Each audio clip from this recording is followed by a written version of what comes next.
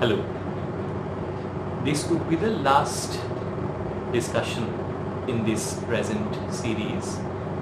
I have spoken of ancient Indian theatre and I have spoken of folk theatre in India.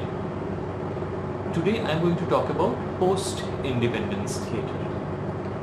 And in this theatre, as expected, the primary focus is finding the new Indian identity in theatre, in politics, in life. Because right after independence, India has become a new nation, a nation with multiple cultures, multiple religions, multiple ethnicities existing together. And so quite expectedly, there was not really an attempt to create an unified identity or a kind of a unified grammar of theatre. The regional identities were duly respected.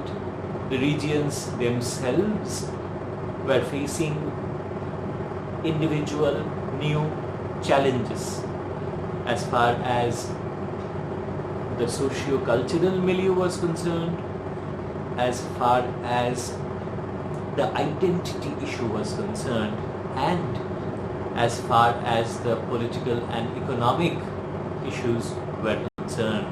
So each region had its own challenges and regional theatre rose to them. Regional theatre faced those challenges, spoke about those challenges, looked at these new ideas and the new issues that the new India was presenting the people with. So theatre was very much obsessed with that. And as always, one of the major concerns was the caste system. The class system was also another concern. The religion and its effects, because post-independence on the west and the east, there were a lot of religious turmoil. There was a lot of cross-border migration, and the borders, nations, neighbors, that changed for a while. So it was another 25 years which was very significant as far as the Indian identity formation was concerned. So theatre was looking at all that, and once again each zone was responding to these ideas in their own individual way. There was not a monolithic kind of presence as far as theatre and theatrical presentations went. So we have a variety of writers writing on a variety of issues. Adya Rangacharya is writing something in Kannada, and then we have Visham Sahani writing, we have Habib Tanveer writing throughout the 60s, 70s, 80s, 90s, and even in the 21st century. So not all of them obviously, but that trend, that tradition had continued for a long time, and we see again and again they are responding to the present socio-cultural political issues. They are responding to the immediate history that the country had just faced. The country is still facing. So that was a very significant issue. And I will start this discussion talking about Utpal Tat Utpal Datto in Bengali.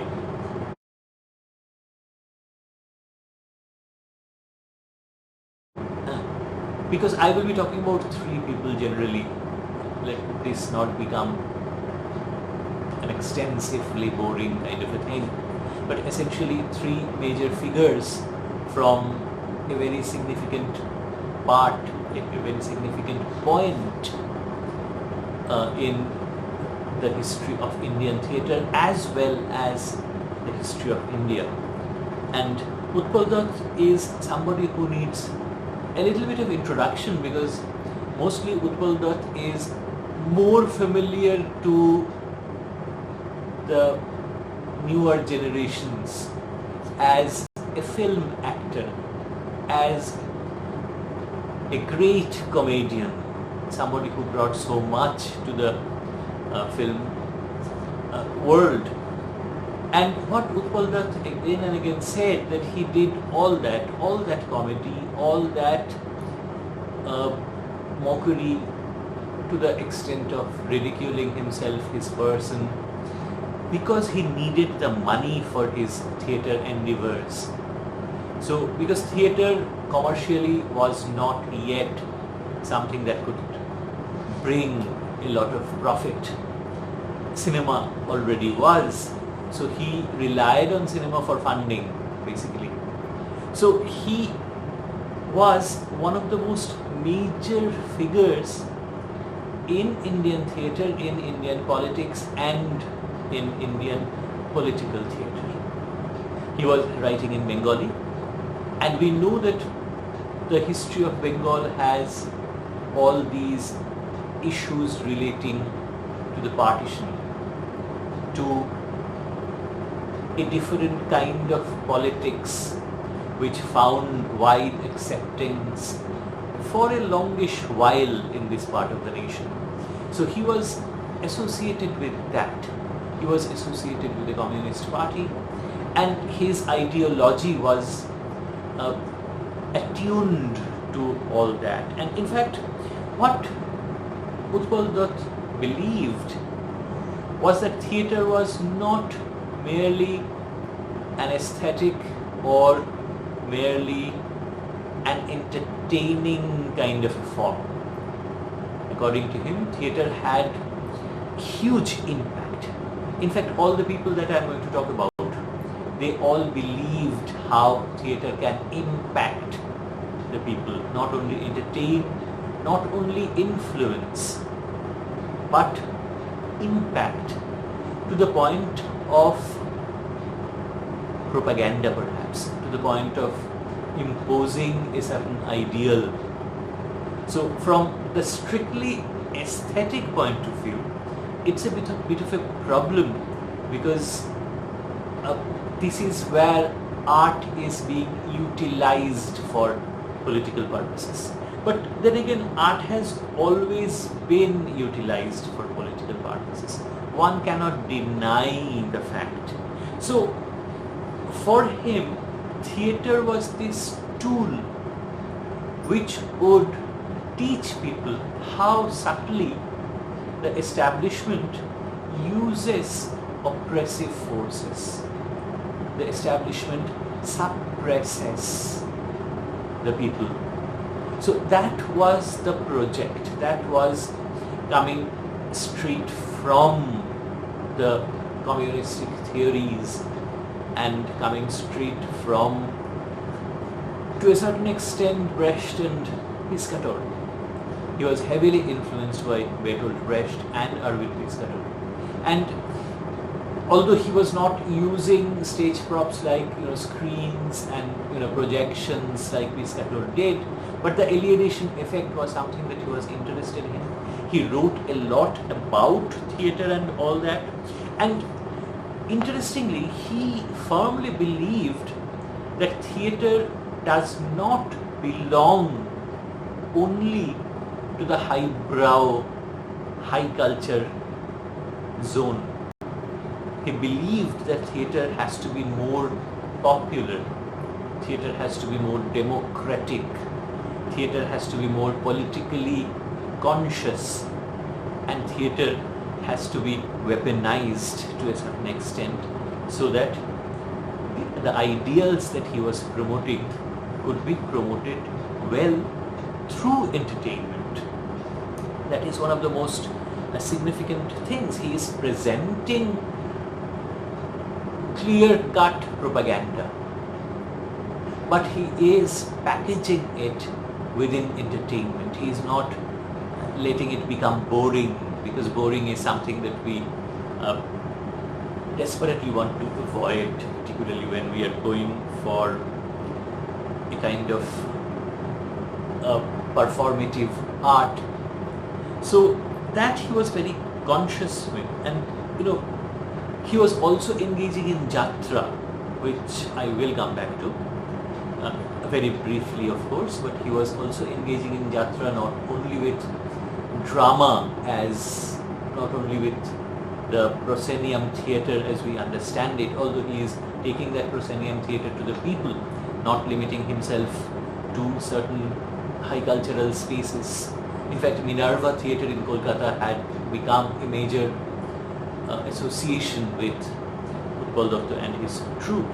He was, in fact, his play called Ongar, Cinder as it is translated in English. Angar is something that is there in many Indian languages, so it's not very difficult to understand what it means, the fire that is burning. And this particular play is considered to be path-breaking by a lot of people, because it is experimenting with production, it is experimenting with presentation, it is experimenting with thematic issues. So it is indeed quite a path-breaking kind of a thing. And the other thing that he realized, that even though he is going back to Brecht or Piscator or other European influences, he realized that the European ethos is very different from the Indian ethos.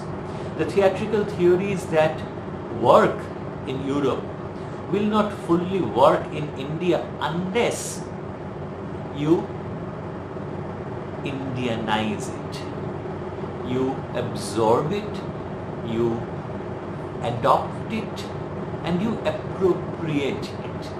If you don't do that, then the audience will feel unduly alienated. I mean, alienation is something that he is sometimes looking for, but not that kind of alienation where the audience will not even be able to enter the life that is being presented on stage. So he believed in this kind of amalgamation, he believed in this kind of syncretism, which once again a term I'll be coming back to.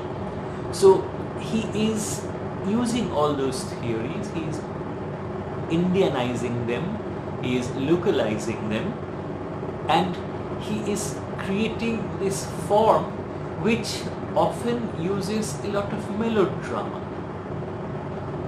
which often uses some spectacles, but it is never inaccessible to the audience. Even the most theatrically uneducated audience would be able to understand what is going on. He is not there to show off, but he is there to tell people what to think. And although I am quite sure many of you would be quite unhappy with this kind of imposition, but that happens through art again and again. Not, in fact, mostly art has this kind of utilization in the hands of the establishment and in the hands of the anti-establishment. Whether we like it or not, whether we believe in the purity of art or not, that's a different question. But reality is quite different. So he was doing all that. He is borrowing from the epic kind of theatre that Brecht is presenting. He is utilizing the alienation effect. He is using spectacles in such a way that people would not be comfortable with them, in the sense they would know that these are special effects, these are spectacles. So they would be alienated, they would not have that willing suspension of disbelief.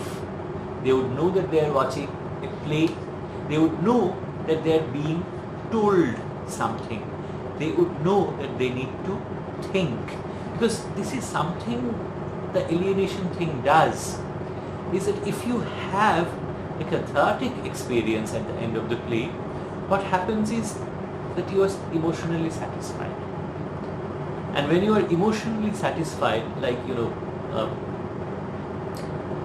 all passion spent kind of a thing, then you are too tired to think. So what a lot of European theatre, particularly during the mid 20th century and late 20th century, and even now they are trying to do, is not to give that cathartic experience. They are trying to give a kind of dissatisfaction, a kind of unease. Even if there is an ending that has plenty of poetic justice in it, still the aim is to make people think, not to make people happy, not to make people accept and become emotionally tired, become happy with the ending. So it's not unhappiness that they're looking for, but it is something that will bother people enough to make them think. They will start by thinking, what is bothering me? And from then they would go through the steps and realize what is it that has become so bothersome. So that is a very relevant point. And in fact, Ongar I have just mentioned, it's about coal miners, because coal miners still have a very difficult life and a very dangerous kind of a life, not even thinking of the health hazards, but they might die, so many shafts collapse and so on and so forth. So it was a burning issue at that time, it is still a burning issue. And Utpal Dutt was writing about that. Utpal Dutt was writing about Ferrari Forge, the translation being the runaway army in the 60s. He was talking about once again the rebellion against the British, in which the Indian contingents were refusing to obey the British, as history tells us. He was writing about the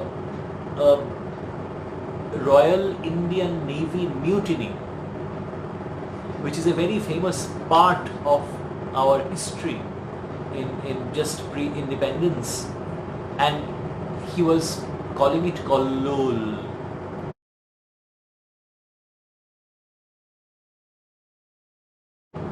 The sound of the waves. And Kollol is particularly famous for its, it would seem rudimentary to people now with VFX having all influence over cinema, but it had a huge set design. It had a fantastically spectacular set design with half a ship on stage. So it was fascinating, as people have told me. Unfortunately, even I, with all my grey hairs, did not have the privilege of watching it on stage. So, and he always filled his plays with humor. They were comic, they were funny, they were biting, satirical, but they were funny. And that fun was not always very sophisticated, subtle, because he was aiming, he was targeting a very large number of the demographic. He was trying to reach as many people as he could, because only then he could popularize his political ideals. What the theatre means to me, for the last 40 years, it has meant a weapon of political propaganda to me. and I've used it like that. However, we have to keep in mind that in order to be effective political propaganda, it has to be popular. It has to reach as many people as possible, especially in a country like ours where most people can't read or write. People who matter, that is. And theatre is, can easily build a bridge between us and them. They cannot read, but they can always watch a play, and they can hear the dialogue. He could convince people. In fact, it was not only influence or convince. His aim was practically to convert people to his set of ideologies. So that, once again, that is where there is this propaganda issue which he is not denying, which he is completely accepting. So we know that, and during that regime, because it was a very difficult time in the region with a lot of political upheavals, political turmoils going on, he was imprisoned quite a few times, and often without trial or something like that. So he was imprisoned, and what he did, he switched to historical themes. So overtly political themes were becoming problematic, so he was looking at historical themes, and he was talking about, for instance, Kollol, as I have mentioned, which is historical, and he was going international sometimes. He was taking us to Germany. He has a play called Barricade, which is about Hitler's Germany. He is remaining in the city as well during the emergency period. He is how the city suffered, and he is calling the play Dushswapner Nagari, the city of nightmares. So all that is there, and a play like Ebar Rajar Pala, which had become very famous at that point of time, loosely translated as Enter the King. It showed an actor who was a political personality, but since this person was a great megalomaniac, he kind of destroyed the entire fabric of the politics of the day. So in 1974 he was giving us Dushswapner Nagari, and it was in 1977 that we have the play called Ebar Rajar Pala. Quite a while, quite a lot has happened since then. Now, one thing, because people talk about Brecht and Utpal Dutt because of the influence, because of the fascination with such theories, there are significant departures as well. For instance, Brecht did not believe in larger-than-life heroes. Brecht's protagonists were never really heroic in the traditional sense of the term, but in Utpal Dutt we have heroes, because Utpal Dutt believed that you need iconic figures whom one should follow. So that was one departure. Secondly, what happened was Utpal Dutt was, through his theories and everything, thinking about the new national identity as well. So he was not limiting himself to localized issues or to universal issues. What he was looking at were contemporary, contextual issues that were relevant at that point of time, issues that were bothering people, issues people were being oppressed by certain elements, and he was focusing on that, the immediate political, not the universal philosophical. That might very much be there in his plays, you can find them. Now when we go back to these plays, now when those plays have lost their immediacy, we can go back to them. But still, there is this issue of looking at the immediate political and looking at how another kind of political faith or belief might give people a better life. So that was the project, and in fact, in order to go with this project, he was a firm believer in Stanislavski, but he was introducing a lot of melodrama because he needed the plays to be popular. He needed the maximum number of people to view his plays, otherwise there would be no dissemination. He wanted to disseminate his ideas, and he was, as I have said, using theatre as a tool, as many people have done and many people are doing. So the other thing is, he is using this idea looking towards at least a regional Bengali identity, if not a largely national identity.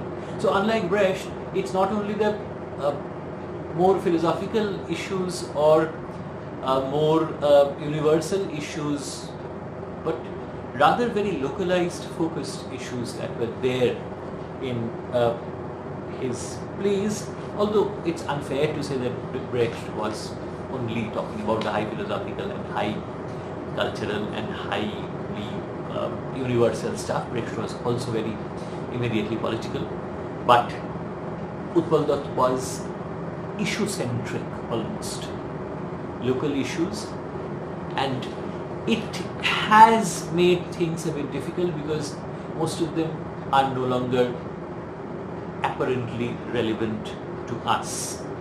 But, and you know, when I talk about dissemination, he is adapting certain things, and when he is adapting, he is adapting things with the sole aim of propaganda. He is not thinking of the cultural equivalences, he is not thinking always of how to show that particular ethos in the translated adapted play, but what he is doing is he is simply taking the issues that he is appropriating those texts rather than adapting them.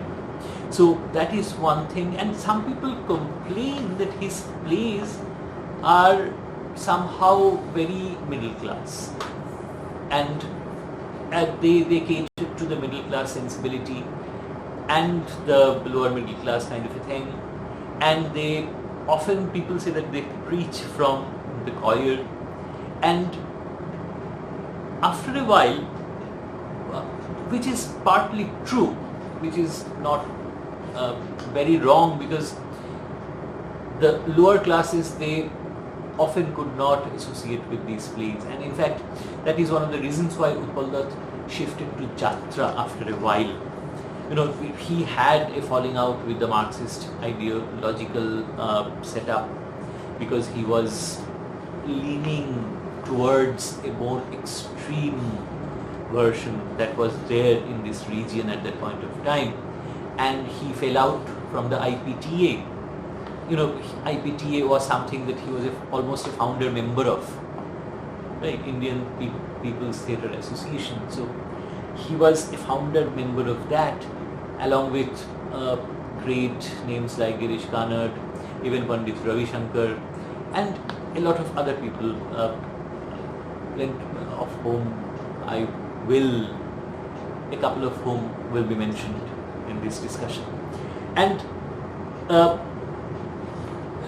you know, luminaries like Ritwik Ghatak, like Balraj Sahani, they were all there in the IPTA. So, and he was moving away from that, and he created his Jatra troupe called Vivek Jury Samaj.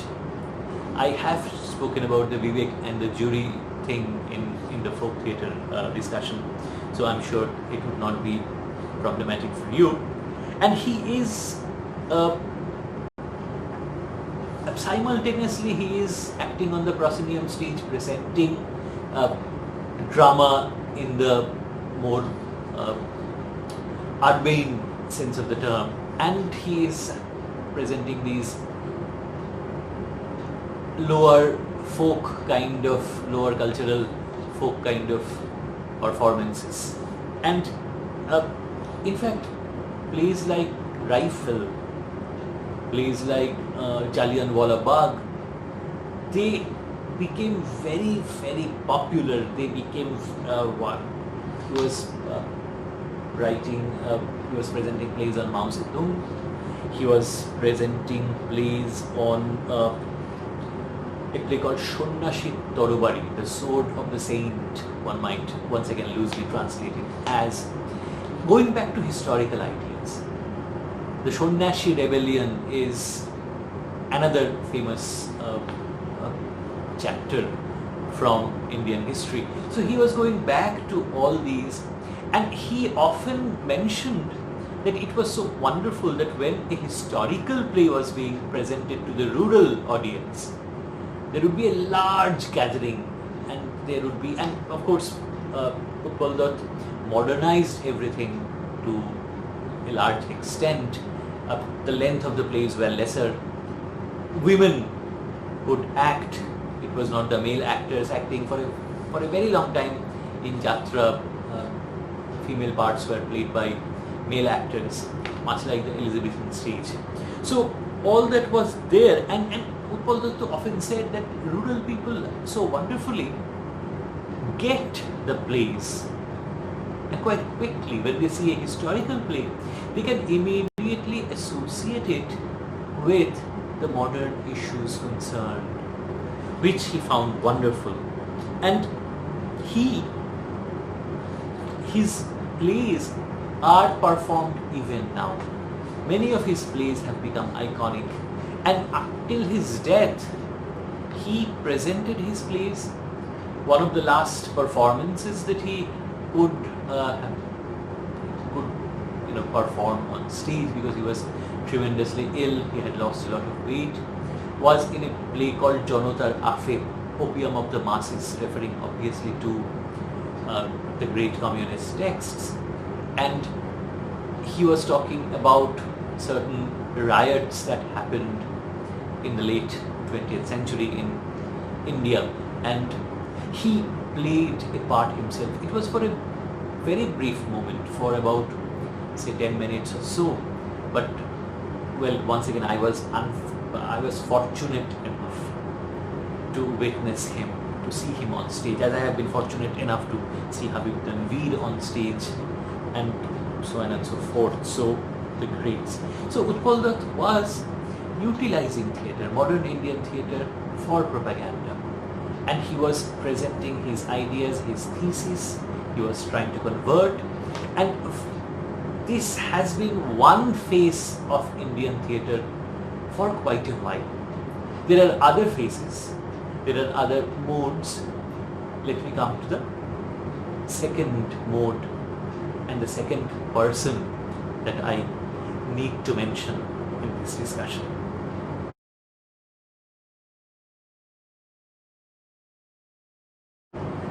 The person that I would be talking about is one of the most iconic people in the history of Indian theatre. His name is Safdar Hashmi, and Safdar Hashmi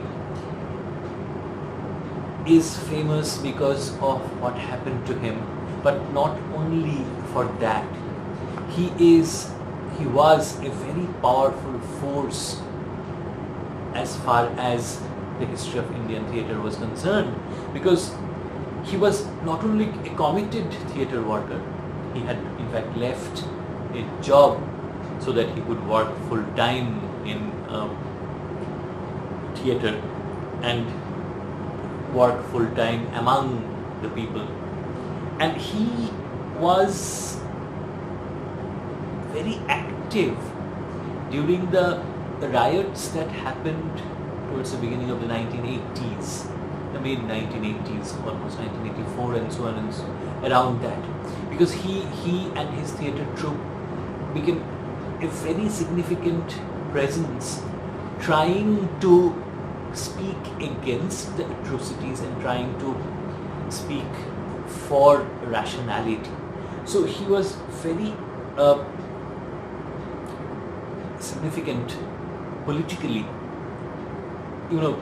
Like Utpal Dutt, he was also politically significant, but his mode of presentation was very different. He had also joined the IPTA when he was in college, and he eventually also left the IFPTA because he was going for a very different kind of theatre.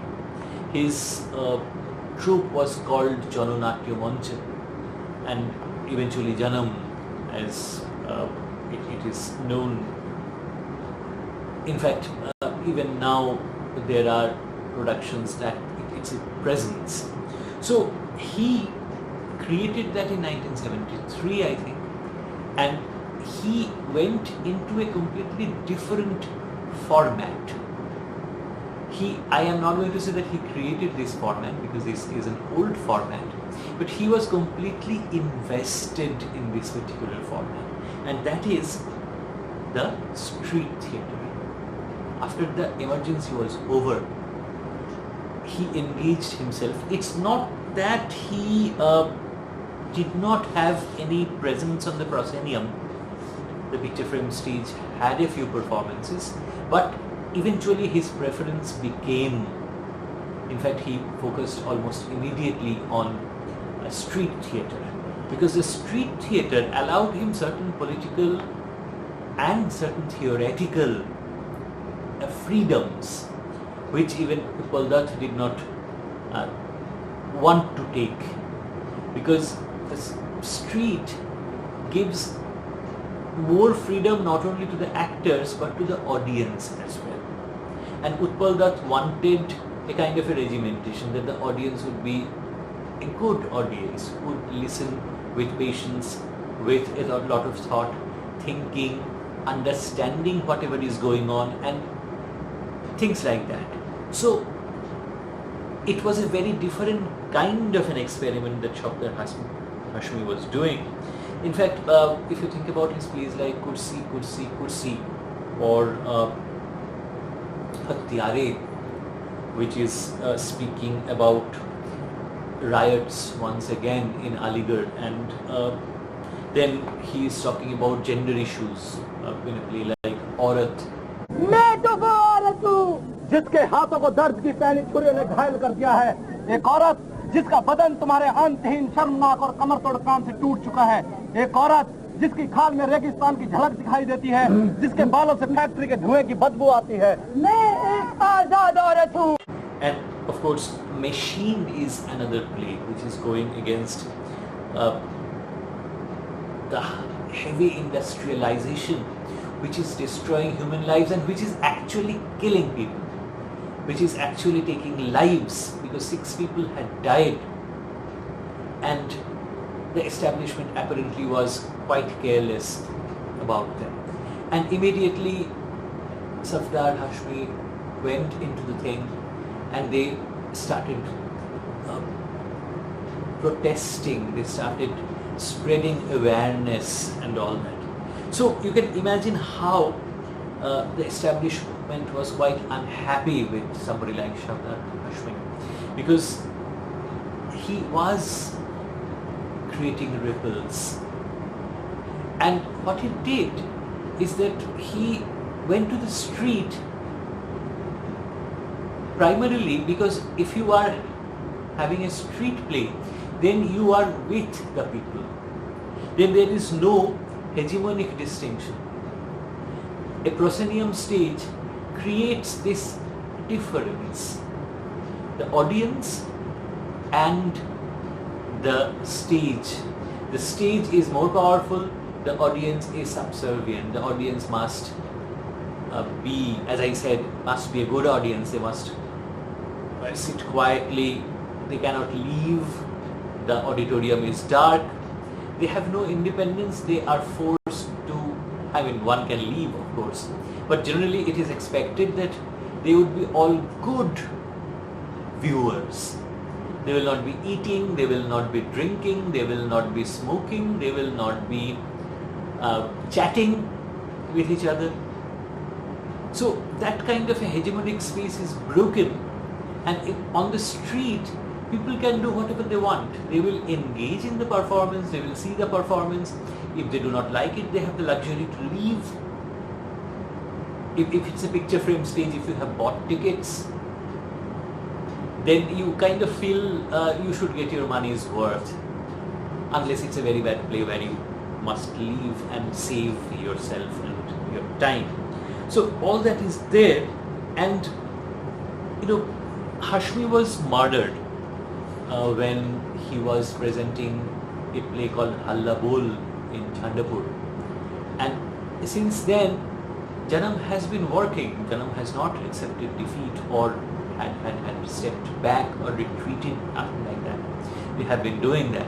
In fact, about Hashmi himself was involved in about 4,000 performances, street performances in different areas. He always went to the place where that specific issue had been generated. If there was some atrocity done, like in Machine, he would take the play to the factories, to the spaces right next to the factories, if not within the factories, and the factory workers. And he was always looking at these working class people, and he would visit them. He would come to them. They would not have to come to a stage and see the play. He would take the play to them. So it created a greater amount of trust. They could feel that this is a man who cared about them and who was not giving them propaganda, who was not giving them theories, who was telling them about certain issues. So that was very important, and that is why he was more successful, and that is why he had to die. Because obviously such a thing could not be allowed, because as I said, he was having an impact. And in his experimentations, he not only broke the power of the stage, but he did not want to have the otherness that is associated with the stage. If he is performing or presenting a play, then he would use the music, the language, the costumes, the body movements which are culturally and which are location specific, so that the people would not be alienated in that sense. They would think that this is familiar space, this is a very familiar space, and this is a space which they could begin to trust. So that experiment succeeded primarily because Hashmi was not doing propaganda. What Hashmi was doing was non-cathartic theatre once again. Hashmi was not there to make people happy. He was there to make people think. But he was not presenting them with theories. He was presenting them with immediate concerns. He was presenting them with issues, with political agendas that these people suffered from. His target was all that. And going to the street using local lingo, using local kind of costumes, that helped a lot. That in fact made all the difference. And in fact, he knew that he had to go closer to the people. Trust is a very important thing when you are myth making. Utpal Datta was making myths in his own way. And Hashmi was making a different kind of a myth, the myth that this theatre was their theatre. I call it a myth for certain theoretical reasons. I'm sure you would have objections and questions, you would think about that. And the power structure was something that he was completely against, that some people would be more powerful, others would be less powerful. This is something that he could not accept, and therefore even on the stage he did not have that. Propaganda is also a manifestation of power. When you are engaging in propaganda, what you are doing is essentially you are telling people that you are right and they are wrong. That you and you have the power to convince them or confront them or convert them. So that is something Hashmi would never have done, and his place where, as I have said, were all issue specific. Politics, location, locality, class, all these were very consciously followed by him. And what is interesting is that both of these playwrights that I have spoken about, Utpal Dutt and Safdar Hashmi, they have the IPTA background. They went in different ways, but they have a common kind of an origin. So which is very interesting. And of course Utpal Dutt also had a few street performances. His troupe also had street performances. Not many. He preferred the stage. And quite interestingly, one of the first plays that Hashmi presented was Utpal Dutt's play Mrittur Opare, which once again is can be loosely translated as beyond death or after death, something like that. So this is how these two people are coming together. Both are activists. One is propaganda oriented, the other one is more immediately political. One is presenting an ideology which is not of the soil. The other one is moving firmly towards the soil, locating the performances within the soil to familiarize them and not getting into theories which are non-indigenous, perhaps a bit of folk elements that are used sometimes, but Hashmi is definitely not giving you any kind of propaganda or theorizing. He is presenting hard, recent, familiar issues. वो मेरे ख्याल में line जो है, जिसको कि हम पूरी समझदारी कहते हैं, सोच जो है उस नाटक के अंदर, वो पूरे प्ले के स्ट्रक्चर के अंदर इनहेरेंट होती है.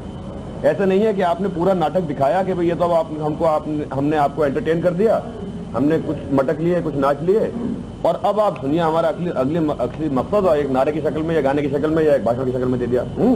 ऐसा नहीं होता. लाइन जो है वो पूरी जो अंडरस्टैंडिंग है वो उसको नाटक के स्क्रिप्ट में in relation to the subject वो रिफ्लेक्ट होती है. एक सब्जेक्ट के ऊपर तरह तरह की स्क्रिप्ट लिखी जा सकती है. एक ही सवाल के ऊपर मसलन बेरोजगारी का सवाल है, उसके ऊपर मैं समझता हूँ बहुत तरह की स्क्रिप्ट लिखी जा सकती है. हर किस्म के एक्सपीरियंस से एक नई स्क्रिप्ट निकल के आएगी और हर शख्स जो उस सब्जेक्ट पे लिखने की कोशिश करेगा वो शायद एक नए तरह की एक स्क्रिप्ट लिखेगा. Both Utpal Dutt and Safdar Hashmi were using multiple tropes. They were using a combination of ideas, a combination of forms. They were not only aligning themselves with typical European paradigms or forms, they were amalgamating them with other kinds of influences, some local influences, and they were all looking at this kind of syncretism. And this, in fact, had become a very significant point, because as I began by saying that India has such diversity that a single kind of theatrical paradigm was never possible, would never be possible. So what was there were a variety of experiments all over the country. Utpal Dutt was experimenting with political theatre. Safdar Hashmi was experimenting with activist theatre. Then there is this other kind of theatre which is once again trying to create a modern Indian identity. An identity which is not denying the past and which is definitely not denying the present, which is not denying the foreign influences, but they are welcoming the influences and they are creating not a hybrid but a syncretic form in which these two issues work. And in many ways the singleness of identity that we kind of think when we think of India comes from an anti-colonial project, that there has to be one country, there has to be one identity, there has to be one kind of Indianness, which is not always possible on the ground, but that kind of a project had been there. And in many ways, when right after India became independent, as I have said, there were a lot of historical issues, historical things going on, and of course one needs to remember that the official colonization was over, but economic colonization remained. A kind of a neo-colonization is rampant still now. So that is something that the theatres could not overlook, and the formation of identity was of course a tremendously significant thing. And what is very interesting about this particular idea of syncretic theatre is that there were this idea that you have to resist everything that was colonial and everything that was foreign, and to go back to a pure Indian kind of an ethos. That was one line of thought, which has its own merits. But what happened was, that was in a way challenging the ideas and constructs of modernity. And a lot of people did not want that. They did not want to think of the external influences as contamination.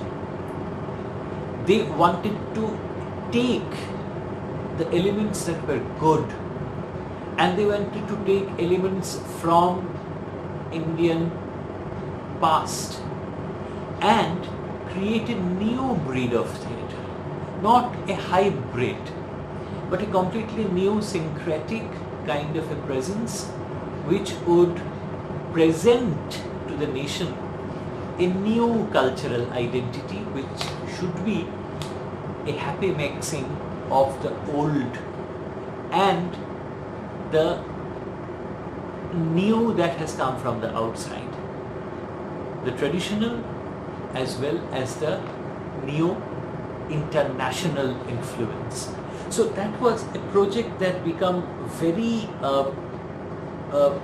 significant at this point of time, because what happened was, just like you could not really go to the pre-colonized era and you could not deny the modern theatrical advantages and advances, modern theatrical tropes, styles, because in India, theatre in the proscenium western kind of a sense came with the colonizers, and it particularly, especially in Mumbai and in Kolkata, they had their first proper theatre performances, and it was for an entertainment value. It was something that would distract them from their difficulties, give them a flavor of their homes.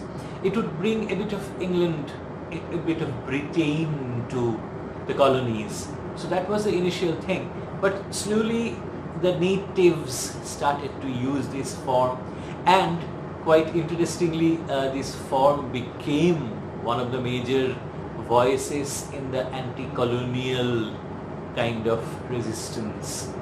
So luminaries of early Indian theatre, they were utilizing this. They were going back to history, they were going back to mythology, the mythological plays, which were showing some kind of struggle and which became symbolic of the struggle for independence. So that happened slowly, and that kind of a thing became that paradigm became very popular, and it settled, it stayed. And after independence, it was thought that one should go back to the roots, one should go back to the idea of classical Indian theatre, the Natya Shastra and all that. So they wanted to do that, and as I said, some people wanted to reject the Western influence completely, but this is where the roots movement came in, the theatre of roots, because they wanted to go back to the roots through mythology, through local forms, through all that, but without sacrificing the new methods, without rejecting the new methods. They wanted to bring these two together quite consciously, so that they could have this new kind of idea, even borrowing things from folk, because during the independence struggle, folk had been vocal. Jatra, Tamasha, Nautanki, and all these ideas, all these forms have had their contributions in the struggle for independence. And of course the other issue was, there is this highbrow disdain, let's call it, about the folk performances, about the folk forms, and the Theatre of Roots was trying to go against that as well. They wanted to have the Indian experience, the Indian tradition merging with the Western tradition. That is the main project that was there, and it was done very differently in different parts of the country, because obviously in India syncretism can never be a single paradigm, because it's, as I keep saying, there is too much variety, religious variety, cultural variety, ethnic variety, which we have traditionally been celebrating and which we will continue to celebrate. So in a sense, this syncretism idea teaches tolerance, that even something that is thought to be from the enemy, from the opposition, you can still have the goodness from that, you can still borrow the goodness from that. Nothing is completely bad. So the colonial markers were sometimes removed, sometimes they were retained, and what happens is, if it becomes a completely indigenous kind of a thing, then it's not syncretic, then you are rejecting that completely. In order for the theatre to be syncretic, there has to be both the traditional as well as the new functioning together. Somehow or the other, it doesn't have to be very obvious, it doesn't have to be very kind of, my favorite expression is on your face kind of a thing. It can be implied, it doesn't have to be always explicit. So that is very much there. And the cultural tropes, and some people say that the idea of total theatre as presented by Jean-Louis Barrault, that is very much here, because that is very much relevant here, because along with dialogues, along with typical traditional performances, a lot of local, even folk dance elements, a lot of folk music, a lot of folk instruments, a lot of traditional stagecraft, even the Bhavarasa ideas are being introduced along within the picture frame stage, within the 5-act structure, within the almost Stanislavskian acting kind of a thing. So those things are happening, and what is very interesting is that people are going back to traditional mythology, to the epics, and they are brought back within this very westernized style of performance, but the themes are traditional, mythological. And you can imagine, I mean, obviously one should mention Girish Karnad here.